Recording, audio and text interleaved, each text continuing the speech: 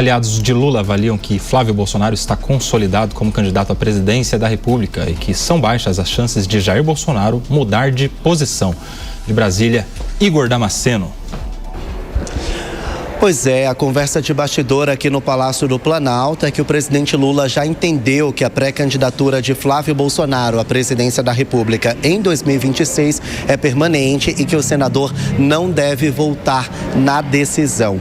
A conclusão daqui do Palácio do Planalto é devido a duas situações que estão acontecendo. A primeira delas é em relação a Rogério Marinho, senador pelo Partido Liberal. No início desta semana, ele anunciou a desistência da pré-candidatura ao governo do Rio Grande do Norte, atendendo a um pedido do ex-presidente Flávio Bolsonaro para reforçar a pré-campanha eleitoral de Flávio Bolsonaro. Rogério Marinho, inclusive, está sendo cotado nos bastidores para ser o vice na chapa de Flávio Bolsonaro. Então, na visão do Palácio do Planalto, é uma desistência muito séria para que não dê em nada lá na frente. Outra situação que está acontecendo é que a família Bolsonaro tem pressionado o governador de São Paulo, Tarcísio de Freitas, para que ele reforce o apoio a Flávio Bolsonaro. Então, diante dessa pressão ao governador de São Paulo e diante da desistência do senador Rogério Marinho ao cargo de governador do Rio Grande do Norte, a candidatura a qual ele já tinha lançado como pré, então o Palácio do Planalto entendeu que é séria essa pré-candidatura de Flávio Bolsonaro, que ele avança nas estratégias políticas e que não deve voltar atrás da decisão. Inclusive, o presidente Lula já deve olhar com mais atenção, a partir de agora, a essa pré-candidatura do senador. Deixa eu chamar aqui o Guilherme Mendes novamente para saber qual seria a estratégia, então, do governo, já que eles têm como certa a candidatura de Flávio Bolsonaro, de que Flávio Bolsonaro levará até o fim essa pré-candidatura anunciada. Guilherme. Kobayashi, a indicação do ex-presidente Jair Bolsonaro, sem dúvida, é o ponto central na escolha do rival do presidente Lula nessas eleições de 2026. Com as pesquisas começando a rodar, não é? Você tem aí o candidato Flávio na faixa de 34%, 35%, o que o coloca muito à frente dos outros nomes que também figuram na relação entre os pré-candidatos.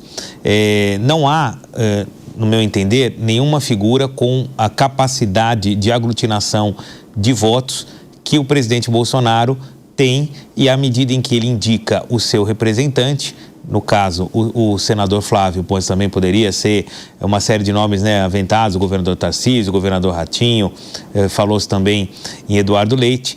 Na medida em que ele indica quem é o seu candidato, há quase que uma transferência imediata da grande parte dos seus votos para esse nome.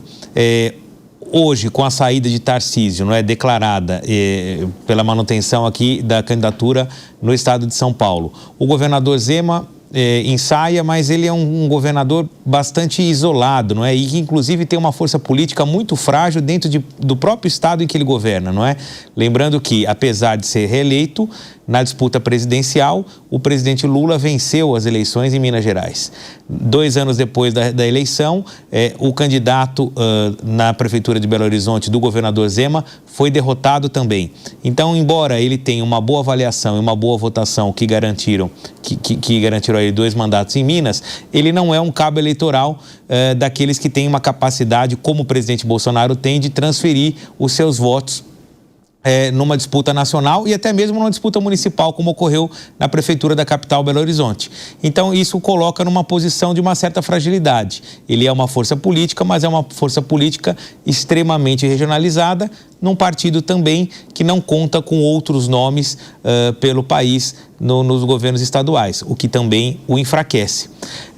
Agora, você me falava em relação à estratégia, não é? A estratégia do presidente Lula para enfrentar o senador Flávio Bolsonaro. Eu acho que a estratégia vai ser acirrar as diferenças e as comparações entre o governo atual e o governo anterior, como infelizmente a gente tem visto na polarização que tomou a disputa nos municípios, vai tomar a disputa no Senado desse ano e certamente vai ser o grande mote dos debates, enfim, das comparações para o eleitor em 2026. Acho que não vai ter nada de novo, é a velha disputa esquerda e direita, com um pouco mais de equilíbrio no legislativo, um pouco menos no executivo, mas nós vamos ver, infelizmente, mais do mesmo.